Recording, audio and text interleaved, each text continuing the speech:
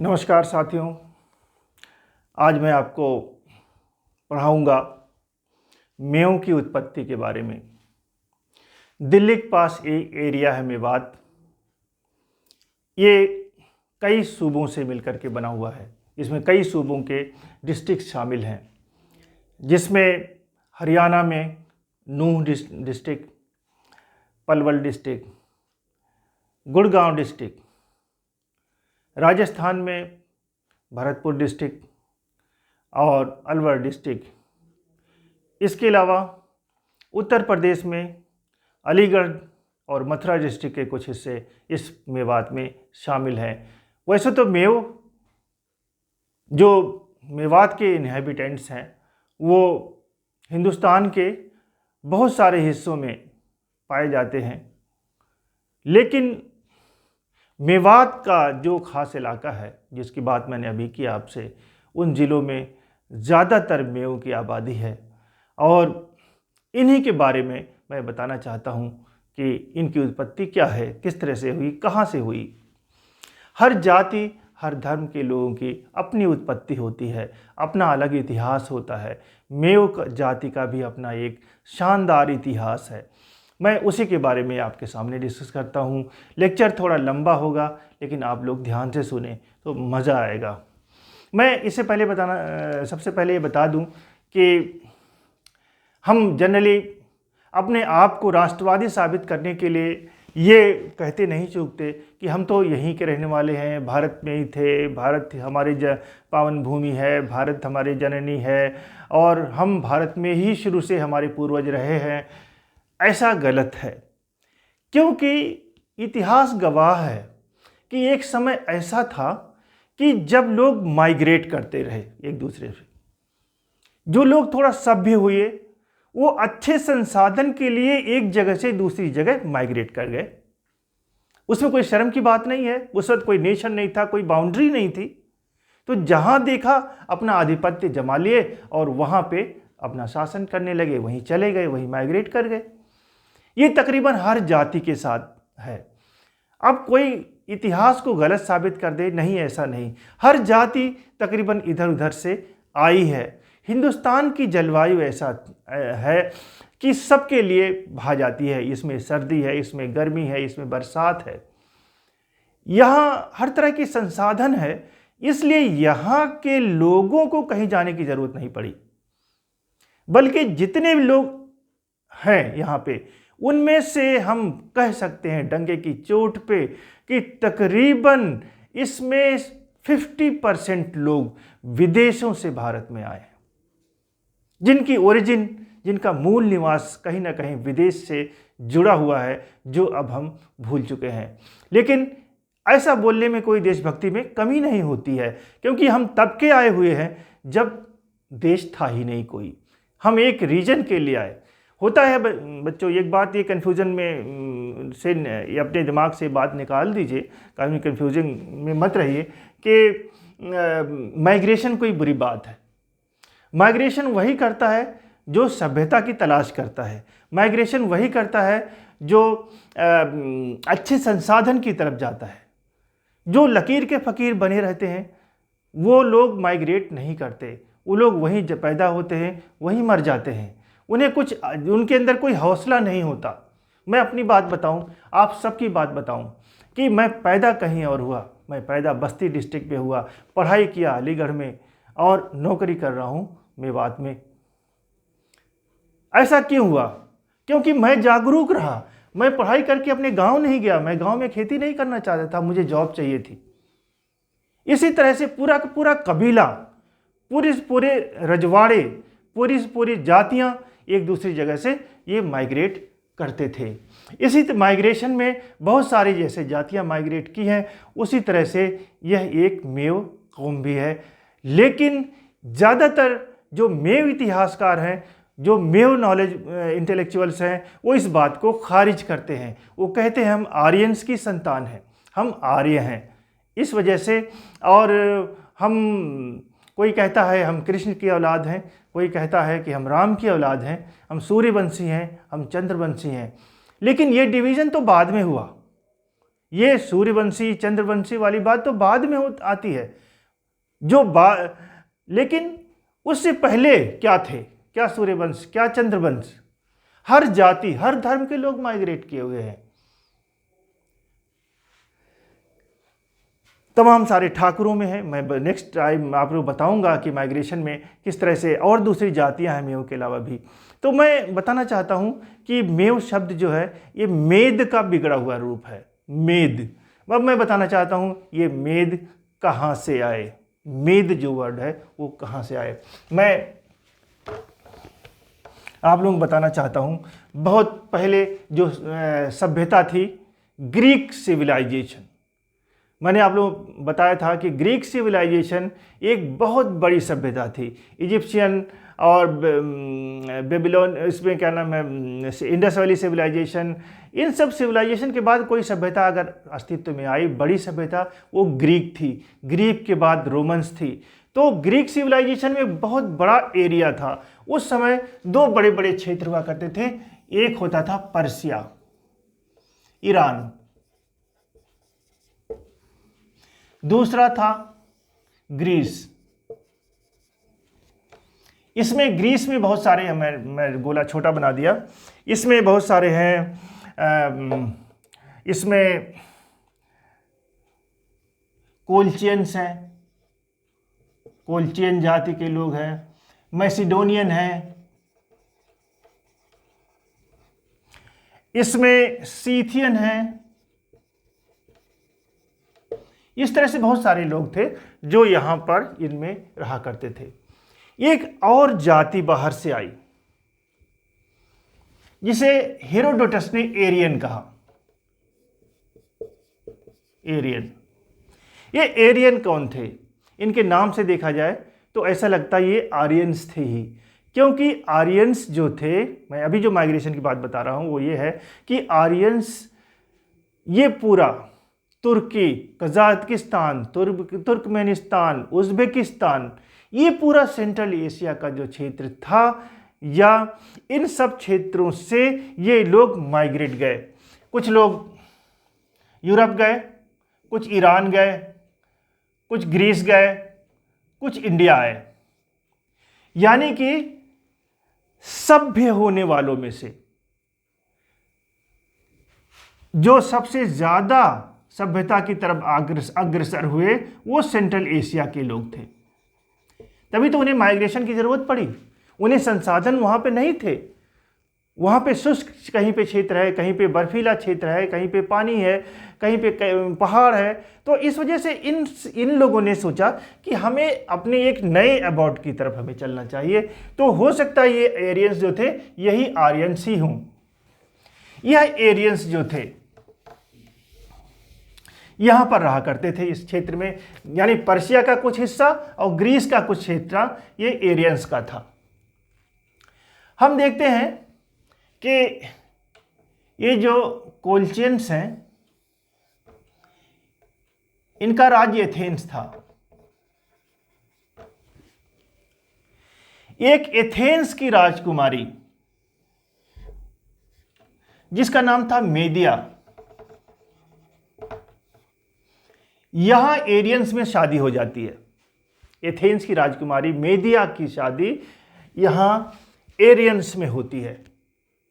और एरियंस ने, चूंकि एथेंस उस समय का सबसे ज़्यादा बहादुर, सबसे ज़्यादा सभ्य, सबसे ज़्यादा यानी हर मामले में ज़्यादा एडवांस था, इस वजह से इन्होंने अपने आप को एरियन से बदल के मेद रख लिया। मेदिया या मेद, मेदिया या मेद बन गई है। अब हम इन्हें एरियंस नहीं कहेंगे, अब इन्हें मेद बोलेंगे। इन्हें एक और जाति का साथ मिला, सीथियंस का।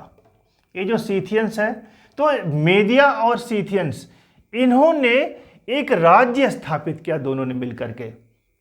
ये तकरीबन 6th सेंचुरी BC की बात है, बिफोर क्राइस्ट या बिफोर कॉमन एरा की बात है, जब ये तमाम सीथियंस और एरियंस ने मिलकर के आपस में शासन करना शुरू किया। फिर हम देखते हैं mid of the 7th century BC, यानी 650 BCE में, बिफोर कॉमन एरा, ये मेद्स जो थे इन्होंने अपने आप को सीथियन से अलग कर लिया। मेद्स ने सीथियन से अलग कर लिया। अब ये सीथियंस इनके सबसे बड़े दुश्मन बन गए। यानी मेदों के दुश्मन कौन थे? सीथियंस। इन मेदों ने अब एक अपना अलग राज्य स्थापित किया, राज्य या, और वहां पर शासन करना, एक बड़ा एम्पायर बना लिया और वहां पर शासन करने लगे हम। और उसके जो राजधानी था वो था, उसका नाम था हमगताना, HAMATANA, हमगताना, या इकबताना भी कहा जाता है इसे, इकबताना, हमगताना या इकबताना, इनकी ये कैपिटल थी और यहाँ पे शासन करना शुरू कर दिए। और जो सबसे पहला राजा था जिसका नाम था डियोसिस, DIOCES,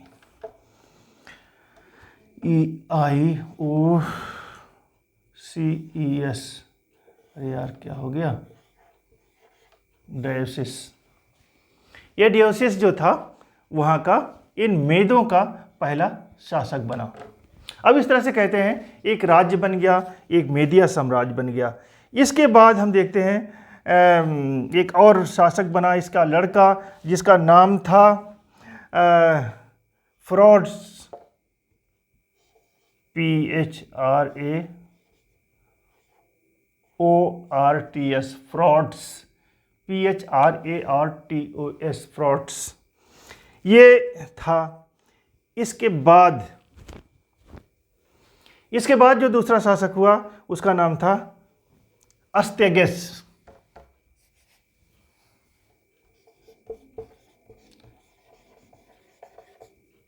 अस्तेगेस नाम का था शासक, वो था। इसमें हम ये देखते हैं अस्तेगेस जो था उसने अपनी लड़की का विवाह, अस्तेगेस जो था वो उसने अपनी लड़की की विवाह पर्सिया के राजा से कर दिया, अपना राज्य मजबूत करने के लिए, इस तरह से। यानी कि इन दोनों में वैवाहिक संबंध स्थापित हो गया। अब जब पर्सिया का राजा वो हो गया, पर्सिया के राजा से कर दिया, तो इनका शासन मजबूत हो गया। अस्तेगेस, लेकिन कुछ समय बाद पर्सिया के शासक, यानी जो इसका नाती था, मेद राजा का जो नाती था, जिसका नाम था साइरस, CYRUS, जिसका साइरस नाम था, इसने मेदिया राज्य पे हमला कर दिया और इसको अपने राज्य में मिला लिया। तो पर्सिया और मेदिया एक राज्य बन गए और शासन चलता रहा कई साल तक, तकरीबन 20 साल तक यहाँ पे शासन चलता रहा। इसके बाद हम देखते हैं ये जो मैसिडोनिया राज्य था, यहाँ का शासक था अलेक्जेंडर प्रथम। अलेक्जेंडर यानी सिकंदर मैसिडोनिया का राजा था और वह मैसिडोनिया का राजा तमाम सारे राज्यों को विजय करता हुआ मेदिया पहुंचा और मेदिया में इसने वहाँ के राजा जिसका नाम था डायरियस, उस समय में DARIUS, डायरियस को तकरीबन 328 ईस्वी में हरा दिया, 328 में, 328 ईस्वी में यहाँ को हरा दिया और तमाम सारे मेदिया राज्य पर अपना कब्जा कर लिया। बच्चों, यहाँ से हमारी कहानी शुरू होती है कि अलेक्जेंडर ने उन्हें, वहाँ के पर्सिया के राजा को हरा दिया। अब मेदिया का अपना कोई राजा नहीं था बल्कि अलेक्जेंडर खुद था। अब अलेक्जेंडर यानी सिकंदर की सेना में तमाम सारे मेद शामिल हो गए। उसके, क्योंकि वो विश्व विजय कर रहा था, तो ये जो मेद थे ये भी काफ़ी लड़ाकू थे, काफ़ी हिंसपृष्ट होते थे। इनको अपनी सेना में उसने ज़्यादा से ज़्यादा भर्ती किया और विश्व विजय पर निकल पड़ा था। हिंदुस्तान में जब आया तो हिंदुस्तान में भी जब उसने सिंध पर दाहिर के ऊपर वो किया था, इसने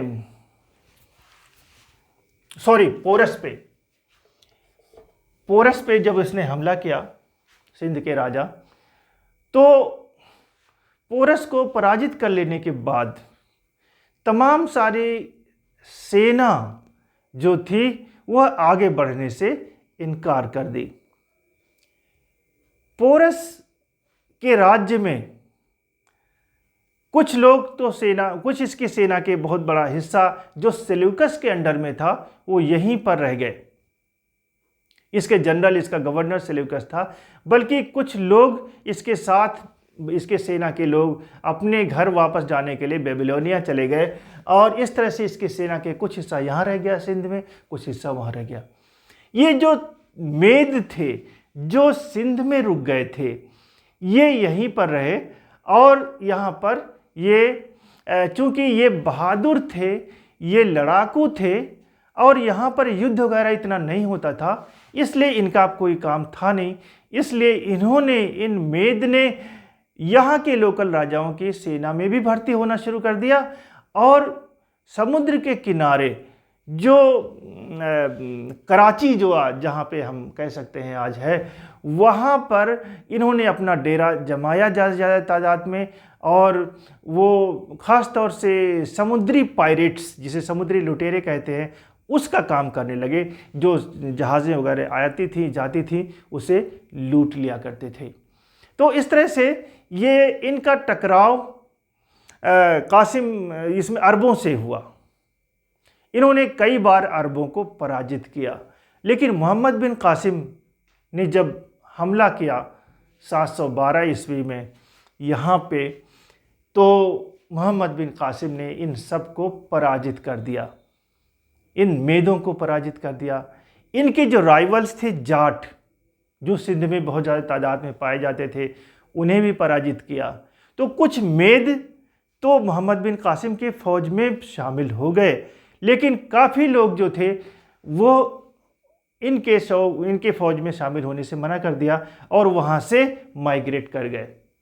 उन्हें अपने बचाव के लिए, क्योंकि उन्हें लगता था मोहम्मद बिन कासिम उन्हें छोड़ेगा नहीं, इसलिए वो दिल्ली के पास अरावली क्षेत्र में आकर के बस गए, जो आज मेवात है। और इसका नाम चूँकि मेद थे इसलिए मेद पाट रख दिया। यह मेद से मेद पाट क्षेत्र मेद पाट कहलाया। और जब ये मुसलमान हुए तो ये मेव कहलाने लगे, और एरिया भी इन मेव से मेवात बन गया। इसके आगे मैं फिर बताऊंगा। मैं तमाम सारे इंटेलेक्चुअल से आग्रह करता हूं, अगर मेरी बात से वो एग्री नहीं है तो मुझसे बात करें। ये मेरी अपनी रिसर्च है, ये मेरी अपनी सोच है, ये मेरा अपनी बात है। अगर आप एग्री नहीं करते हैं तो आप उसे पढ़िए या अपनी बातें करिए। हिस्ट्री में कोई चीज़ फाइनल नहीं होती। अगर मैंने जो कह दिया वही फाइनल है, ऐसा कुछ भी नहीं है। हिस्ट्री लिखने वाले उस पुराने हिस्ट्री पे ऊपर रिसर्च करते रहते हैं। आप इस बात पे भी रिसर्च करिए और फाइनली ये बात पे कंक्लूड करिए, इस बात पे नतीजा निकालिए कि आखिर ये कहाँ से आए, कैसे आए, या यहीं के हैं या क्या बात है। मेरा अपना ओपिनियन था, मेरा कंक्लूजन था। ये जो मैंने कई सालों के तकरीबन 20 साल के रिसर्च के बाद इसका ये कंक्लूजन निकाला है। और 3-4 किताबें भी मेरी इतिहास के ऊपर, इन मेवात के ऊपर, मेवों के ऊपर लिखी हुई है। तो आज बस इतना ही। आने वाले दिनों में यानी नेक्स्ट टाइम मैं दूसरे मेवात के एपिसोड के साथ आपके सामने हाजिर होऊंगा। तब तक के लिए धन्यवाद। Thank you.